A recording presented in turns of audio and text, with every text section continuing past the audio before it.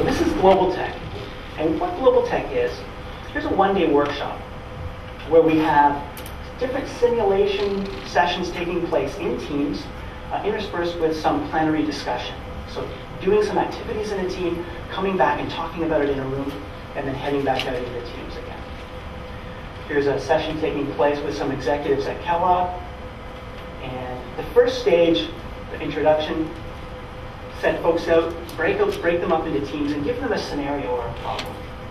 And they get to do a diagnosis. And the diagnosis for this particular game is to go into this company, they create GPS systems, and to interview various different stakeholders in the organization to find out what's going on. So we can go in and we can talk to Brian Johnson. And what this does is it allows us to get 19 different perspectives on the key issues facing this organization. And it's incumbent upon the players to see through the haze of emotion.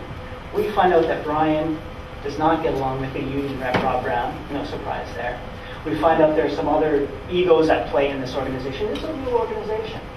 And the players, the folks who are going through this simulation, they don't get the answers straight up. So they've got to do a synthesis very quickly around what the key issues are. Now, based on those key issues, often come back into a class and talk about those key issues, and then provide some best practice model. So in this case, it's a change model, a Cotter-like model, for those who are familiar with change management.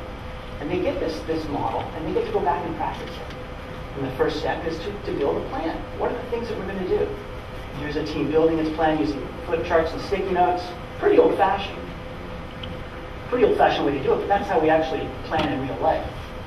And we've got a series of tactics or things that we can do. We can have the CEO come in and give a rah-rah speech, which is not necessarily the best thing to do. We can do benchmarking of other organizations who are facing a similar challenge, etc. So like Drucker and like Jane said this morning around leadership, this is challenging people to say, what are the right things to do for our organization right now, given the situation?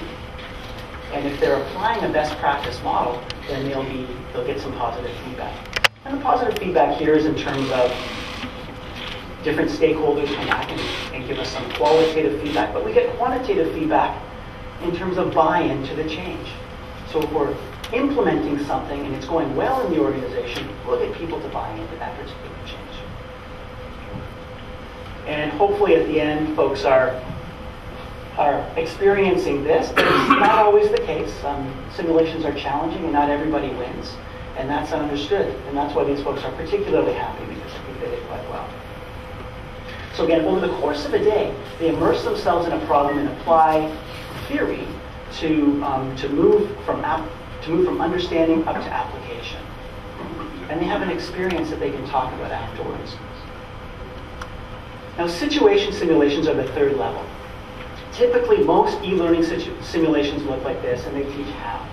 Managers and frontline folks, often these are less than an hour to play, and often these are simple decision tree simulations. You come to a node, you've got 4 options, you go to the next node, like a choose-your-own-adventure book. I see Skillsoft is here later today, and these are various different examples of skill sims from Skillsoft, where interacting with different characters, and in those interactions with the characters, it takes you down a tree, essentially, in the software. This is another one, a very good one, in fact. It looks low fidelity, it doesn't look particularly sexy, but this simulation, it's a negotiation simulation from Zaptomatic.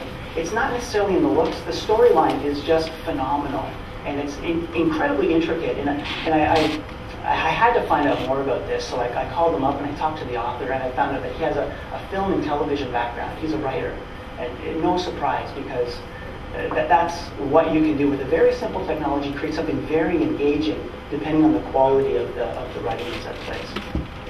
Now, one other type of simulation here that's a little bit different is something that we developed last year in response to the Enron scandals.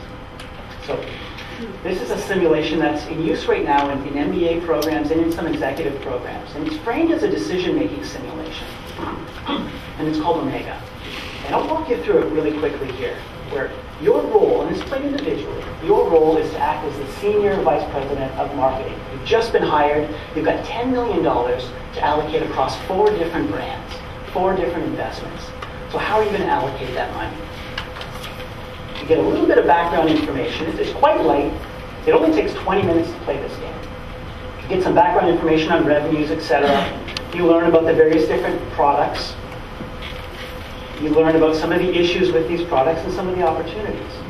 So again, fairly light. There's not a lot of analysis going on here. You've got 10 million you've got to allocate. A couple things here. Earth and Home, it's growing slowly. Organic foods picking up. It's a lot more interest in this. McCormick Works, there's a potential consumer product recall here. There's different opportunities in these other different brands. So folks go through, they play this. And just before they make a decision, they get a knock on the door. And in this case, the CEO says, "Hi, I know you're new. Let me give you a little bit of advice." And the CEO happens to say, among other things, this consumer product recall, it's our most profitable product line. Let's max it out. Let's just get it out the door before the recall takes place. You kind of know where I'm going here. And then we get to make a decision, and what we do is we capture all the participants' rationale here. And they make a decision, 20 minutes, it's done, that's great. End of story. Not quite. So often this is debriefed in the classroom. And what a professor can do, or somebody facilitating this can do, is pull it up and reveal that this is not a decision-making game so much as it is a simulation to talk about the role of influence in decision-making. And that in this particular group, and this is just a 10-person audience, there is a certain investment range in that McCormick Works, that consumer product recall. Why do some people say that we should put, guess what, $500,000, while others say $4 million?